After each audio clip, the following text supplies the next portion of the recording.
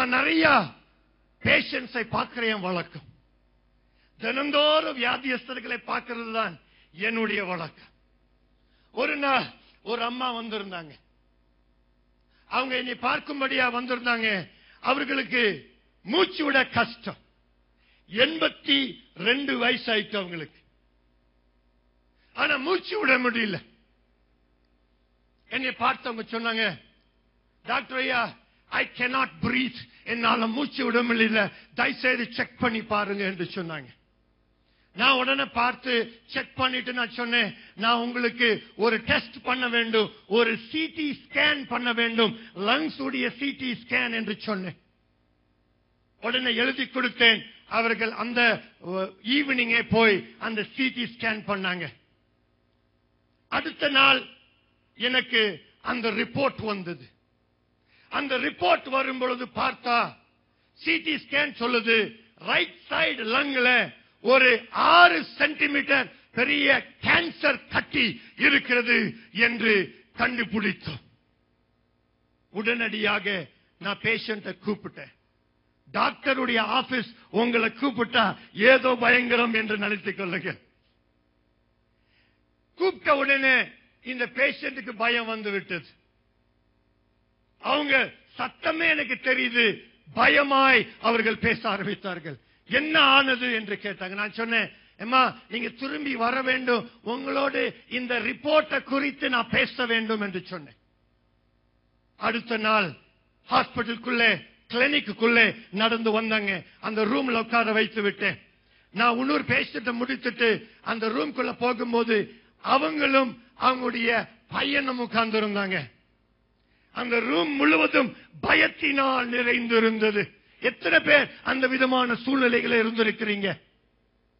உங்களுக்கு நேசித்தவர்கள் உட்கார்ந்து இருக்கிறீங்க. டாக்டர் என்ன சொல்ல போறாரு, ஐயா என்னுடைய பாஸ் என்ன சொல்ல போறாரு, எனக்கு தெரியலையே என்று துடித்துக் கொண்டிருந்திருக்கிறீங்க. நான் உள்ள காலை வைக்கிறேன். அந்த ரூம் முழுசும் பயம். அந்த பையனை பார்த்தேன். அவனுக்கு ஒரு அட்லீஸ்ட் ஒரு 40-42 வயசு. ஆனா அவன் மூஞ்சி முழுசும் அப்படியே ரெட்டா இருந்தது. அவன் பிளட் பிரஷர் செக் பண்ணானா 200/110 இருந்தது. He was so anxious. பயத்தினாலே பிளட் பிரஷர் அப்படியே ஜாஸ்தியா இருந்தது.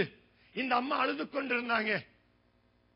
நான் அந்த அம்மாவை பார்த்து சொன்னேன், அம்மா சிடி ஸ்கேன் ரிப்போர்ட்டை நான் படிக்கிறேன் என்று சொல்லி நான் அந்த ரிப்போர்ட்டை படித்தேன். நான் சொன்னேன், உங்களுடைய ரைட் சைடு லங்ல ஒரு 6 சென்டிமீட்டர் கேன்சர் கட்டியை பார்த்து விட்டிருக்கிறோம்.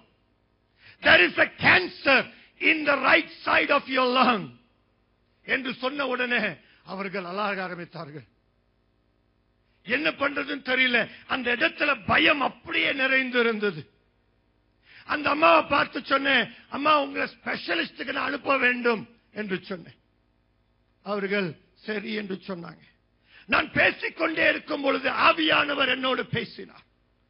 நான் அந்த அம்மாவை பார்த்து சொன்னேம்மா, என் மெடிக்கல் படிப்பு என்னை இந்த சிடி ஸ்கேன் ரிப்போர்ட்டை படிக்க கற்றுக் கொடுத்திருக்கிறது. ஆனால் என் ஆண்டவர் என்னை இன்னொரு ரிப்போர்ட்டுக்கு படிக்க சொல்லி இருக்கிறார் என்று கேட்டேன். அந்த ரிப்போர்ட் கேட்க ஆசைப்படுகிறீர்களா என்று கேட்டேன். அந்த அம்மா என்னை பார்த்து சொன்னாங்க, ஆமா ஐயா, அந்த ரிப்போர்ட்டை நான் ஆசைப்படுகிறேன் என்று சொன்னாங்க. உடனடியாக ஏசாயா 53ஆம் அதிகாரத்துக்கு திருப்பினேன். அவர்கள் இடத்துல பார்த்து நான் சொன்னேன், இந்த எங்கள் மூலமாய் கேள்விப்படுகிறதை விசுவாசிக்கிறவன் யார்? டாக்டர் ஒரு ரிப்போர்ட்டை கொடுக்கலாம், ஆனால் என் தேவன் எந்த ரிப்போர்ட் கொடுக்கிறார்? ஹல்லேலூயா. பக்கத்துல பார்த்து சொல்லுங்களேன், என் தேவன் எனக்கு நல்ல செய்தியை அனுப்பி இருக்கிறார் என்று சொல்லுங்க. ஹல்லேலூயா. உடனடியாக அந்த அம்மா கண்ணீரை துடைத்தாங்க. அவங்க சொன்னாங்க, ஐயா நானும் ஒரு விசுவாசி தான் என்று சொன்னாங்க. நான் அவங்கள பார்த்து சொன்னேன், அம்மா நீங்க எதை விசுவாசிக்க போறீங்க? இயேசு உன்னை சுகப்படுத்தினார் என்று விசுவாசிக்க போறீங்களா, இல்லாட்டி நான் கேன்சரிலே சாவ போகிறேன் விசுவாசிக்க போறீங்களா? கொஞ்ச நேரம் கழிச்சு அவங்க சொன்னாங்க, ஐயா இயேசுவை நான் விசுவாசிக்க போகிறேன்.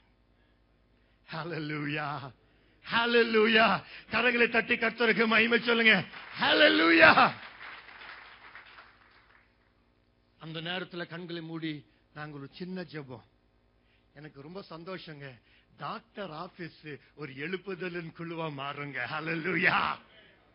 நீ எங்க வேலை செய்யறாலோ அந்த இடத்துல ஒரு எழுப்புதல் உண்டாகும்படியாக கர்த்தர் உன்னை அழைத்துக் கொண்டிருக்கிறார். எங்கள் மூலமாய் கேள்விப்படுகிறதை விசுவாசிக்கிறவன் யார்? நீ அந்த விசுவாசியா இருக்கிறாயா? இந்த காலை வேளையில ஒரு சின்ன ஜெபங்க. ஒரு லைட்னிங் வரல, ஒரு ஒரு உணர்ச்சி வரல, ஒண்ணு வரல, சும்மா ஒரு ஜெபம். அவங்க போனாங்க. 3 மாசம் கடந்துச்சு. திரும்ப வந்தாங்க. அவங்க மூஞ்சில ஒரு பெரிய சந்தோஷம். என்ன பார்த்து சொன்னாங்க, நான் ஸ்பெஷலிஸ்ட் கிட்ட போனேங்க. ஸ்பெஷலிஸ்ட் செக் பண்ணும்போது அந்த கட்டியே இல்லைங்க. ஹல்லேலூயா. கரங்களை தட்டி நம்முடைய தேவனுக்கு மகிமை சொல்லுங்க. ஆமென்.